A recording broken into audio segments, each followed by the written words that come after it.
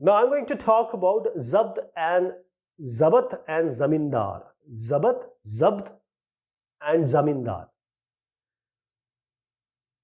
Now I just told you that in any shasan or any governance, the farmers or the land or the agriculture are the main source of revenue.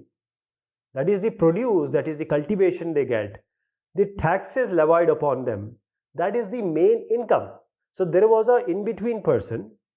He may be the big person, he may be a local chieftain sardar, he may be mukhia headman.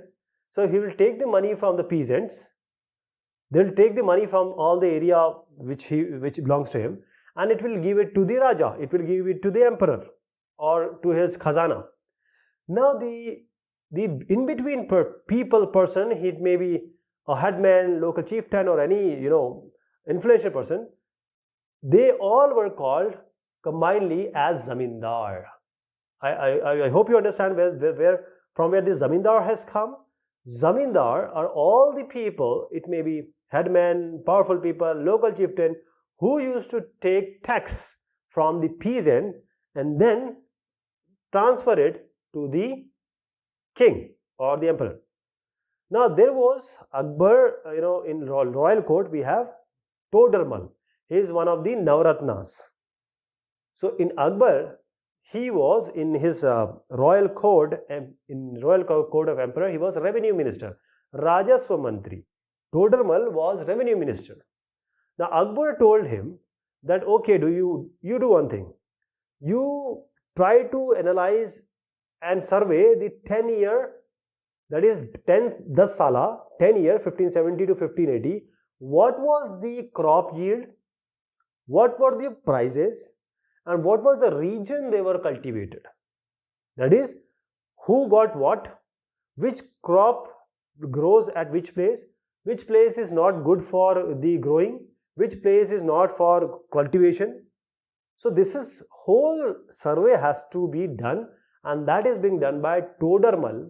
And Todarmal, this is, say, if we have certain crops like paddy, chawal, we have gehu, that is wheat, we have peas, say chana or peas, that is the grams. Now what they did, they went and surveyed every place. For example, this is a place. Now it may happen that somewhere it is chana, somewhere it is gehu, somewhere it is the other one, that is chawal or cotton. Say, let us introduce something else. Now if you see here, there may be some place in this chana area where we have the land is not good or it is drought affected area. So if you apply tax on each area, that is, the cotton is a cash crop, so you cannot have the same tax what is on the paddy on the cotton. Okay, the place where there is no growing, cultivation is not possible at all, why do you have to put a tax on them? They can't give you anything. So they divided the whole land into different circles, prant. They divided the whole area into different revenue circles, and in every area, I am giving an example like the wheat, like barley, like cotton or whatever was there, they gave a proper rate. There was a list for each area, like 50 for this, 60 for this, 70 for this. Right now we have MSP, in agriculture sector we have MSP. Like this, every crop was given a number that this is the price you are going to get, or this is the price you are going to pay, sorry, not get, but you have to pay, and this amount you have to pay. And this list, the idea of dividing the place into different parts and a fixed list for that particular area is zabat. Okay, did you get the idea?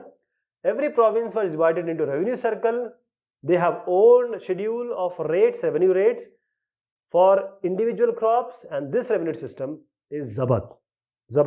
And this is the money they are going to take. If you are growing paddy in this area, you have to pay 50. If you are growing, say, wheat, you have to pay 60.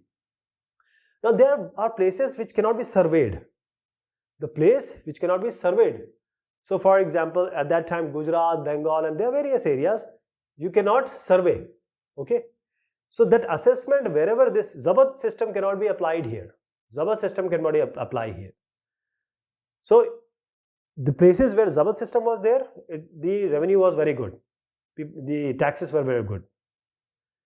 See, Zamindar was taking money from the peasants, and they used to take all these money from the peasants, and peasants are, what do? They don't have power.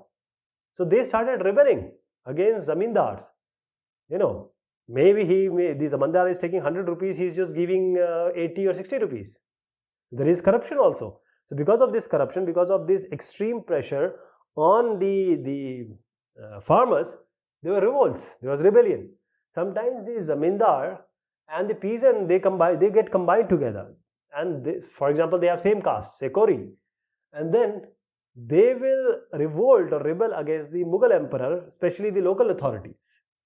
They will rebel against them.